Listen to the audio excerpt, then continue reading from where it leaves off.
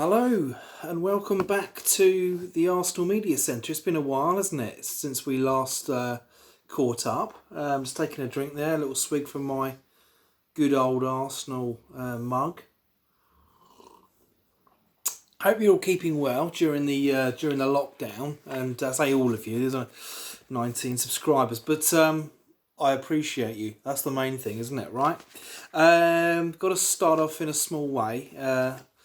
You're going to make it big, I guess. But yeah, I mean, plenty going on. Obviously pleased to see that the football's back after all this time because it's obviously been unprecedented. This lockdown, not really had a lockdown before. But it is good to see football come back. And obviously it's behind closed doors, so there's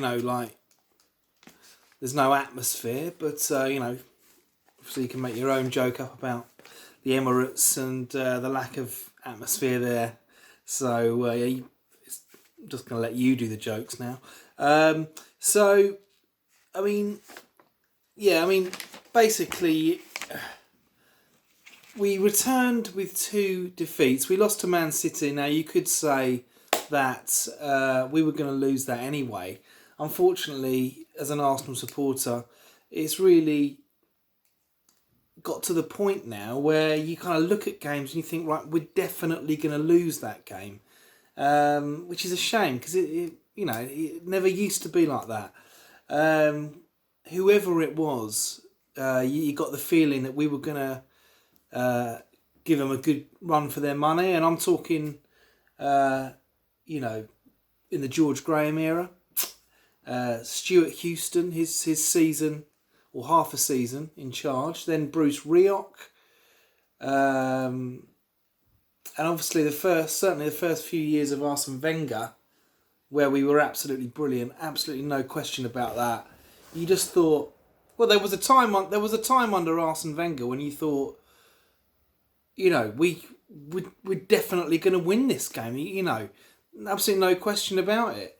And now things have evolved in such a way that you look at some fixtures like Man City away, you're going to say we're going to get absolutely tanked here, and I'd be happy to come away with a 1-0 defeat, and that's a shame. I mean, I used to, for those of you who don't know, I had a season ticket at Highbury and the Emirates between the years of 1993 and approximately 2010.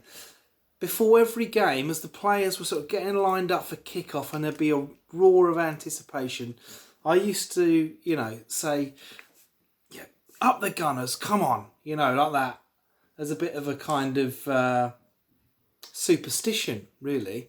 And now when we're lining up to play football, I just basically say, strap yourself in for another shit show, which is obviously it's a marked difference there, but we all live in hope, and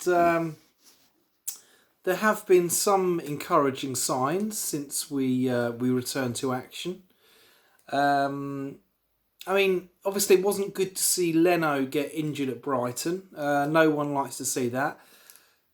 I didn't particularly. I understand he's angry, but to blame Neil Maupay for that, obviously he's done his knee in, and he's not going to be happy. But I didn't see that Neil Maupay did a hell of a lot wrong there. He was going for the ball, and Leno unfortunately landed awkwardly.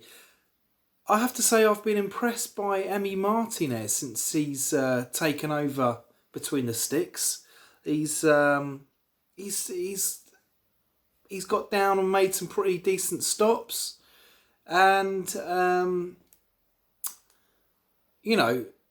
he's looked quite safe. It's a revelation. I know Leno is good, but it's nice to know that Martinez is also good, and I particularly hope that he does well for the rest of the season.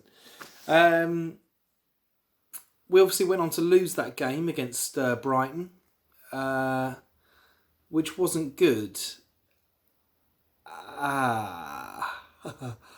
I think I'm running out of time here.